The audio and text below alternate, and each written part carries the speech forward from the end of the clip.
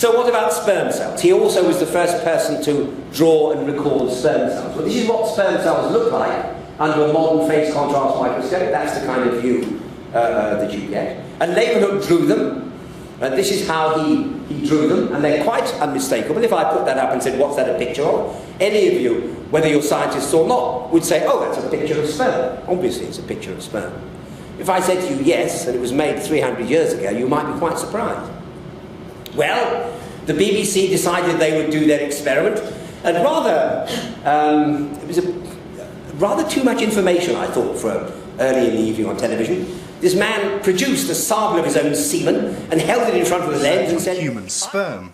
He used his own semen, acquired, he was keen to stress, not by sinfully defiling himself, but as a natural byproduct of conjugal coitus.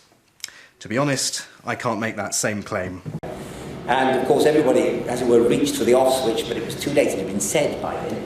Anyway, this is how they showed the results of the experiment. And I do want you to watch this, because at the end, he actually says, the man is called Adam, he actually says at the end, well, there they are, thousands of little atoms powering along with their whip-like tails, and you cannot see a bloody thing. It's really, I mean, he's telling you what you should see, it's just that you can't see it. This is a quite classical piece of misinformation on television. Do watch.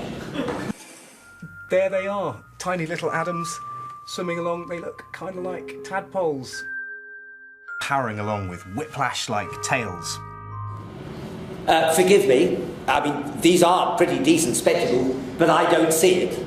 But could you have seen sperm cells with a Leeuwenhoek microscope? Yes, you could. Leeuwenhoek actually used post-coital mucus to find occasional sperm cells. That's what he did. But this is what living sperm cells look like under a Leeuwenhoek microscope.